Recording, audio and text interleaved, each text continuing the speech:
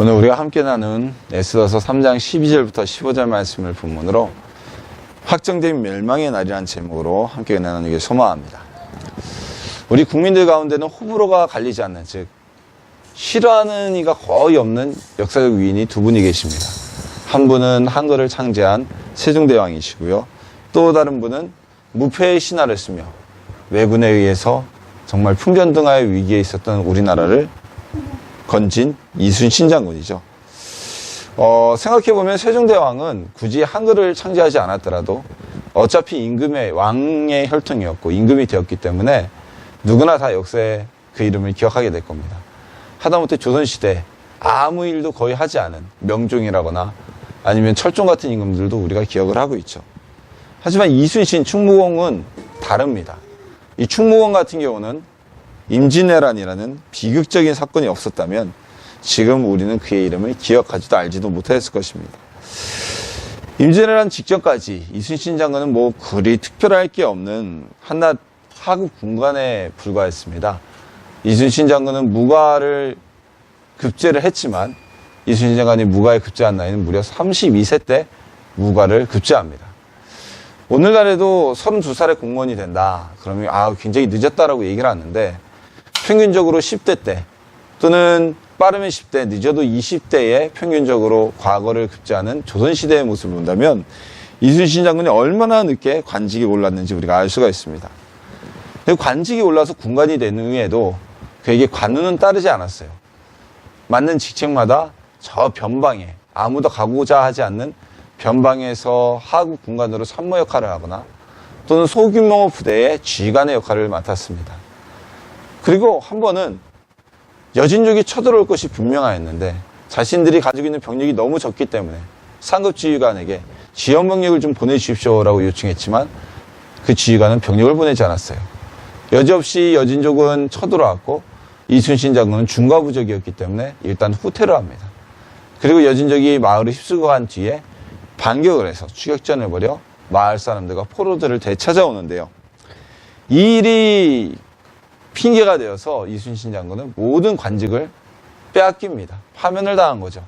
원래 더 큰 죄를 물으려고 했지만 이순신 장군이 강력하게 나는 분명히 지원군을 요청했는데 지원군을 보내주지도 않고 지키라고 하면 어떻게 하느냐라고 주장하는 바람에 관직만 파면만 당하고 끝납니다. 그리고 여기서 이순신 장군의 첫 번째 백의 종군이 일어나게 됩니다. 자, 근데 이 이순신 장군이요.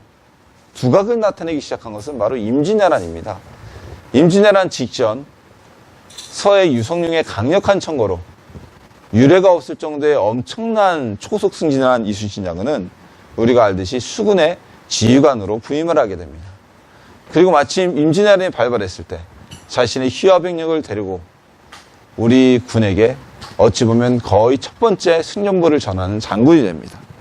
그리고 이후에도 임진왜란과 정유재란의 7년 동안 조선을 왜군이 전부 다 휩쓸고 함경도까지 휩쓸었던 그 시기에 이순신 장군은 단 한 번의 패배도 겪지 않습니다. 이 7년의 세월 동안 심지어 지금도 울산 지역에 가면 외성이라는 성이 있다고 합니다. 왜군은 성을 짓고 울산 지역 같은 경우는 자신들의 나라처럼 다스리기도 했었어요. 하지만 강직한 성품으로 이순신 장군은 모함을 받게 되죠. 그리고 우리가 알다시피 모든 관직을 빼앗기고 백의 종군을 하게 됩니다. 이순신 장군이 다시 컴백을 하게 된 건, 화려하게 돌아오게 된 것은 바로 정유재란을 통해서입니다.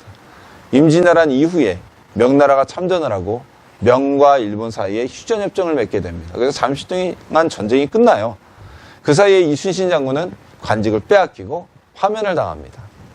근데 일본군이 협상의 결과에 승복하지 않고 만족하지 못하자 또다시 전쟁을 일으킵니다. 이것이 바로 정유재란입니다.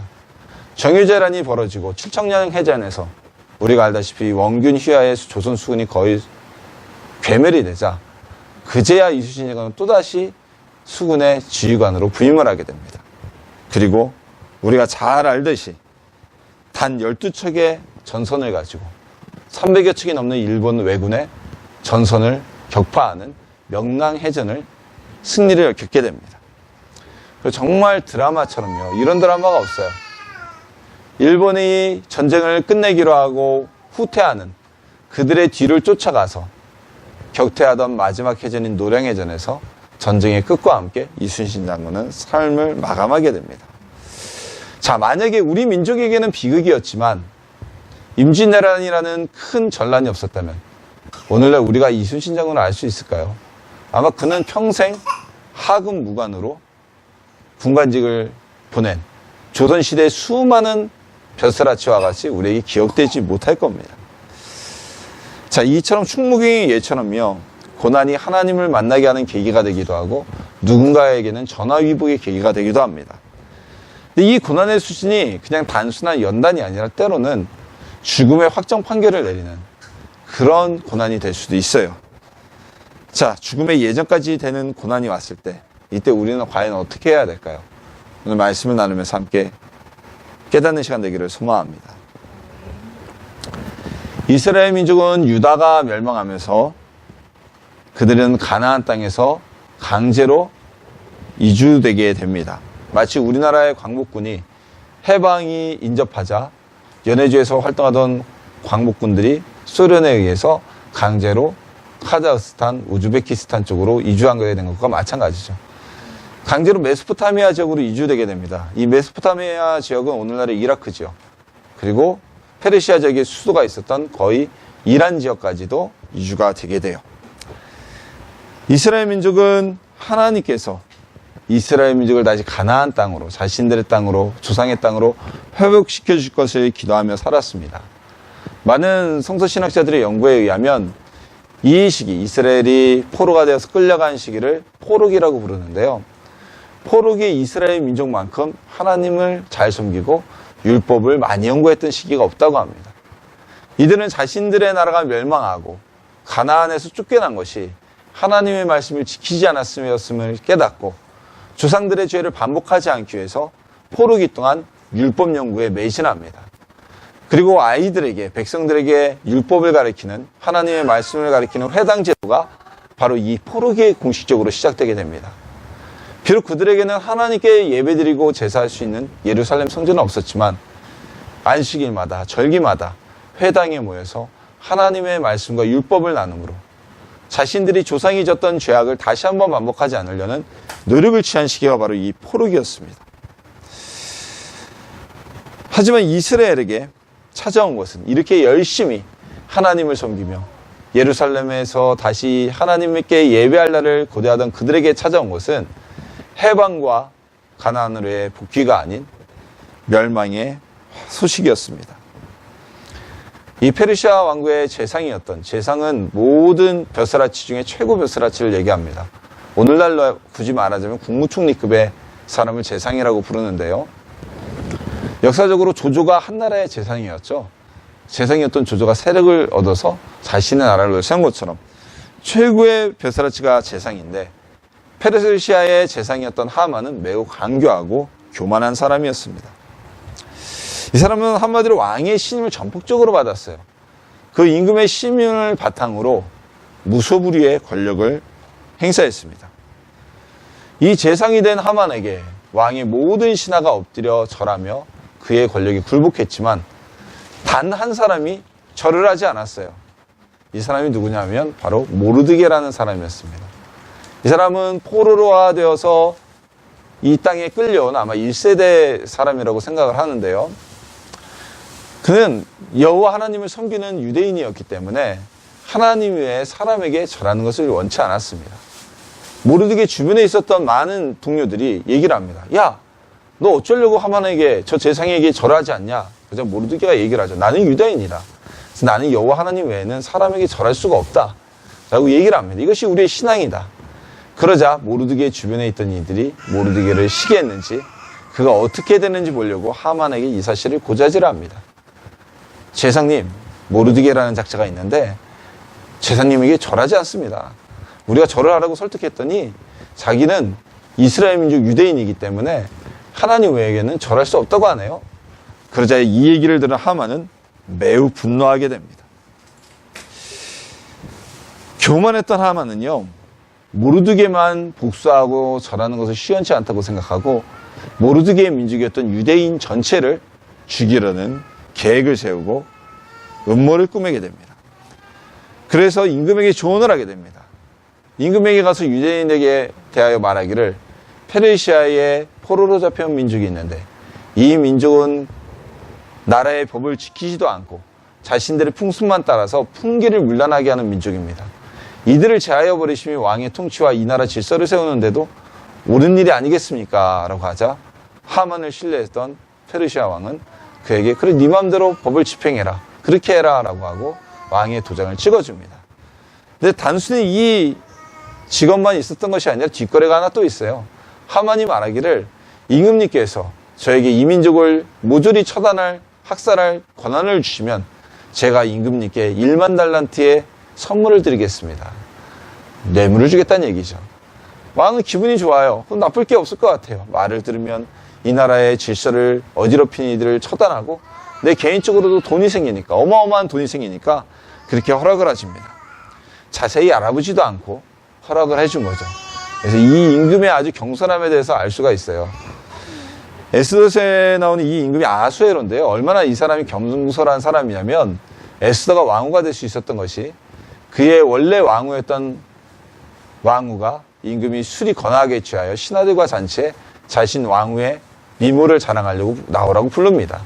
근데 당시 페르시아법에 왕후는 임금 외에 다른 이에게 함부로 얼굴을 보여줄 수가 없었다 그래요.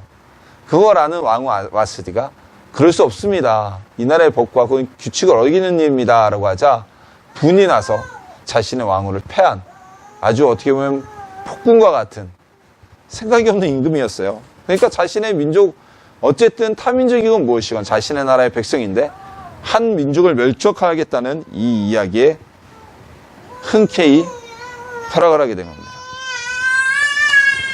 결국 하만의 계략대로 모르드게 또한 강직한 때문에 이스라엘 민족 전체가 죽음을 당하게 되었습니다. 하만은 아달월 13일 하루 동안 남녀노소 모든 유대인들을 죽일 것을 허락하고 그 유대인들이 가진 재산을 죽인 자들이 탈취하라고 법으로 만들어 선포하게 되었습니다. 이 명령은 페르시아 전역에 즉각적으로 선포되었고요. 또한 많은 사람들에게 철저히 준비해서 유대인들을 죽이라고 명령이 되었습니다. 자, 이제 이스라엘 민족은 아달월 13일에 모두 다 죽게 되는 죽음의 날을 기다리게 되었습니다. 이 아달월은 당시 달력에서 12번째 달이었기 때문에 이 법이 선포된 달이 첫 번째 달이었어요. 이제 12개월 뒤면 이스라엘 민족, 유대인들은 모두 다 죽게 된 것입니다. 이제 죽음의 날을 받아놓게 된 것이죠. 자, 이런 위기 속에서 이스라엘 민족은 과연 어떻게 움직이고 어떻게 대처했을까요? 자, 15절에 보면요. 이 소식을, 즉 이스라엘 유대인들을 전부 다 학살하라는 소식을 들은 수산성이 매우 어지러웠다고 기록되어져 있습니다. 그만큼 이스라엘 민족, 한 민족을 모두 다 학살하라는 명령은 유례도 없었고 이 나라에도 매우 가혹한 명령이었기에 수산성 전체가 어지럽고 시끄러울 정도의 가혹한 일이었던 것입니다. 하지만 이스라엘은요, 죽을 날을 받아놓았음에도 그들이 할 수 있는 일은 아무것도 없었어요. 자체적으로 민병대를 조직해서 원수들과 싸우자 워낙 숫자가 중과 부족이었기 때문에 일어날 수가 없는 일이었습니다. 불가능한 일이었고요.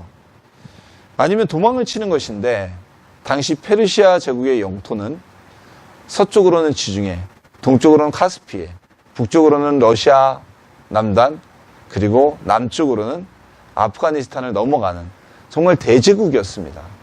오늘날의 이 영토를 가로질러 가려고 해도 자동차로 가도 며칠을 가야 되고요.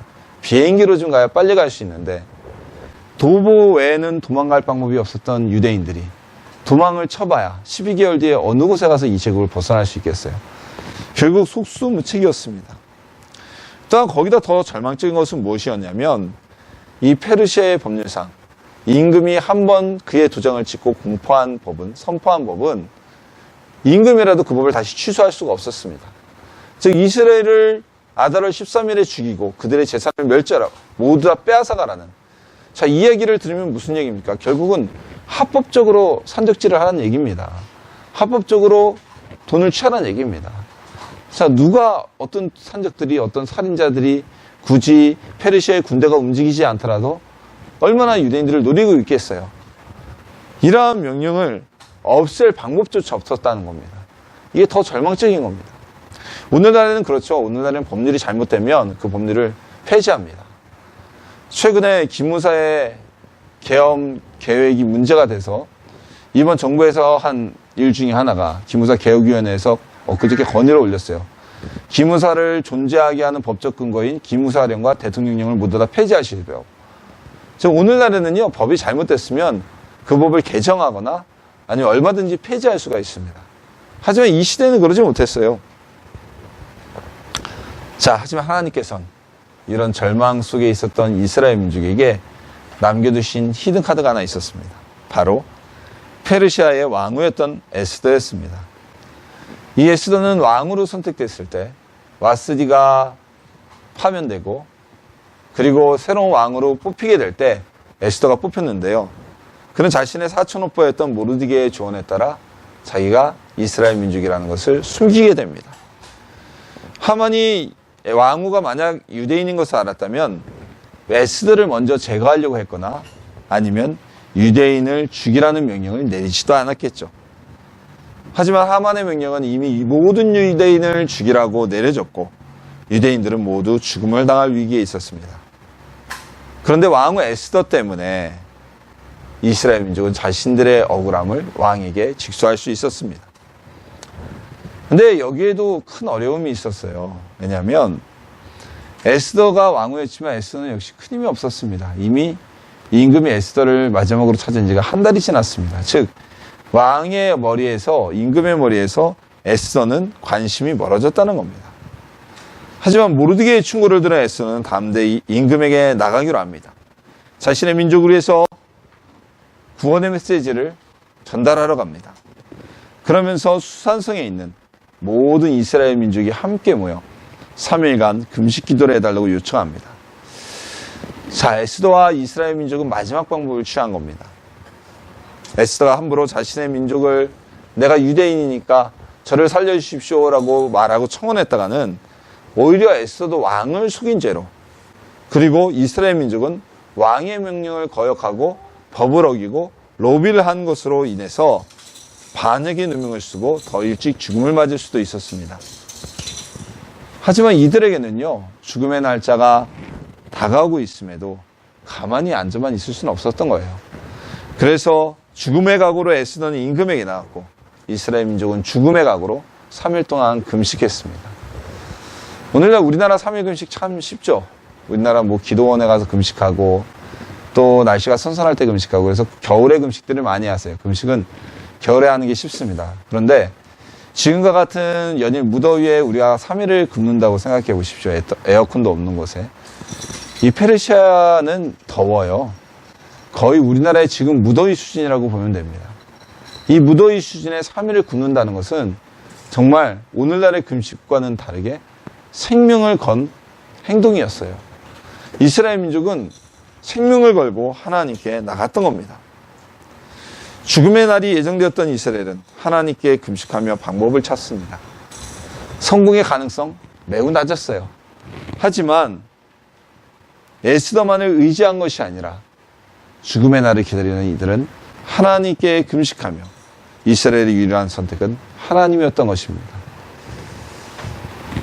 이스라엘 민족은 멸망의 날을 받아놓고 왕후 에스더를 통해 마지막으로 희망을 걸었습니다.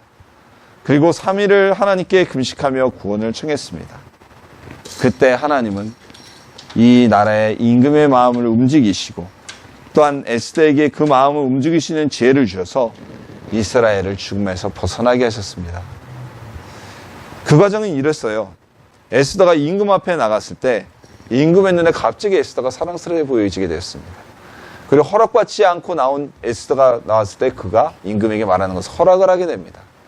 에스더가 말합니다.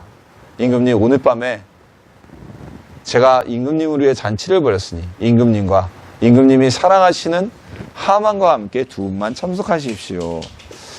자, 상식적으로 우리가 3일을 굶은 여인이 얼마나 아름다웠겠어요? 초췌했겠지. 하나님은 일하신 거예요. 그리고 마음이 흡족했던 임금은 에스더에게 잔치에 나가서 에스더에게 너의 소원이 무엇이냐, 내가 이 나라의 절반이라도 주겠다라고 얘기했지만 에스더는 그 자리에서 바로 임금님, 저의 민족이 죽게 되었습니다라고 말하지 않습니다. 오히려 그는 하루 뒤에 제가 또다시 임금님을 위해 잔치를 벌일 터인데 내일 또 하만과 함께 오십시오. 내일 오시면 제가 그때는 저의 마음의 소원을 말씀드리겠습니다 라고 얘기를 하는 지혜를 바라게 됩니다. 자, 이제 에스더가 몸단 게 아니라 임금이 더 몸이 단게 된 거예요. 이 여인이 나의 왕과 무엇을 원하기에 이런 것일까 더 기대하게 되었습니다. 하만은 에스더의 의도가 무엇인지도 모르고 임금과 단둘이 왕후의 잔치에 초청받은 것에 들떠 있었어요. 정말 측근 중에 측근으로 내가 인정받는구나. 내가 이 나라에서 정말 이렇게 잘 나가는구나. 하지만 들뜬 마음에 태청하던 그에게 역시 모르드게는 절을 하지 않았고 하만은 이 사실에 분개하게 됩니다. 그리고 자신의 집에 가서 분을 내다 친구들과 지인들의 조언을 듣고 모르드게를 처형할 높은 처형대를 그의 집 마당에 세우게 됩니다. 다음 날 임금과 하만은 에스더의 잔치에 다시 왔고 이 자리에서 에스더는 자신이 유대인임과 그리고 자신의 민족이 전부 다 죽게 되었음을 고하게 됩니다. 그 계획을 세운 이가 바로 하만이라고 말합니다. 이 이야기를 들은 임금은 화가 나서 자리를 박차고 나갑니다. 분위기를 보고 큰일을 생기게 된 것을 알게 된 하만은 의자에 앉아 있었던 에스더에게 엎드려서 그녀의 발을 잡고 엎드려서 자신의 생명을 살려달라고 구합니다. 화가 나서 자리를 박차고 나갔던 임금이 다시 돌아오자 왕후의 하반신 위에 하만이 엎드려 있는 거예요. 임금이 분이 난 임금은 또 상황을 오해하게 됩니다. 저자가 감히 왕궁에서 나의 왕후를 성폭행하려 하는구나. 당장 잡아다가 죽여버리라고 명령을 내립니다. 하만은 자신이 모르드게를 죽이려고 세운 처형대에서 목이 매달려 죽음을 맞이하게 됩니다. 그리고 일은 여기서 그치지 않습니다. 앞서 페르시아의 법은 한번 선포된 법은 잘못된 것이라도 회복될 수 없고 취소될 수 없다고 말씀을 드렸는데요.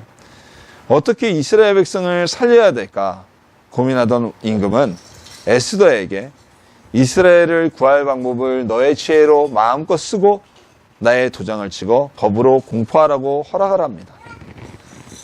그래서 모르드게는 지혜를 내서 이스라엘 민족을 죽이라고 정해졌던 아달월 13일에 이스라엘 민족에게 스스로 자신들을 지켜 그들의 원수를 죽이고 이스라엘 민족의 원수들의 재산을 모두 다 취하라고 새로운 법을 공표하게 됩니다.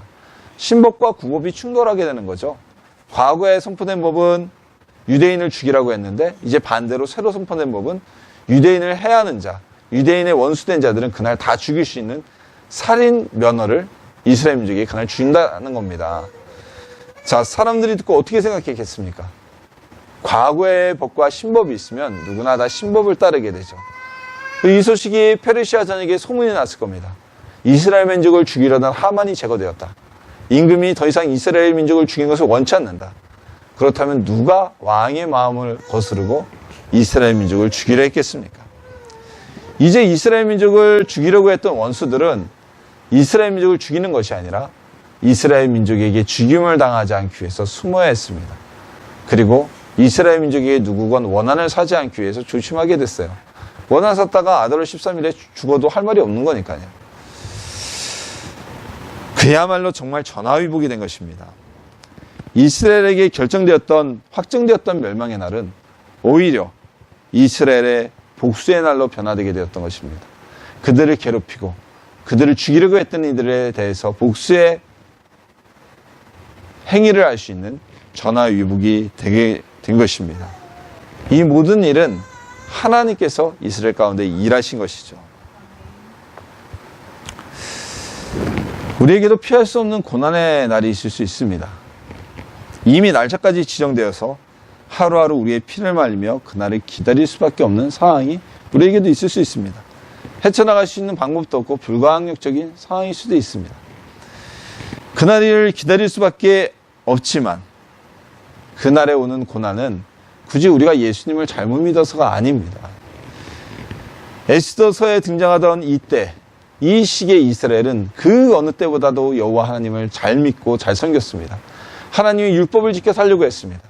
근데 그들에게 돌아온 것은 가나안으로의 귀환이 아닌 아달 13일에 멸망의 확증이었습니다. 하지만 이스라엘은 이 위기에 주저앉아 있지 않았습니다. 방법을 찾았습니다. 하나님을 원망하지도 않았습니다. 오히려 그들은 하나님 앞에 3일을 금식하며 기도했습니다. 하나님께서는 이스라엘의 기도를 들으시고 응답하시사 그들을 죽음에서 건져주셨을 뿐만이 아니라 그들의 원수를 복수할 수 있는 날이 되도록 하셨습니다. 우리에게 결정된 멸망 또한 확정된 죽음이 있다고 하더라도 숨이 끊어지는 순간까지 하나님을 의지하길 소망합니다. 숨이 끊어진다고 하여도 우리를 다시 살리시는 분은 바로 하나님이십니다.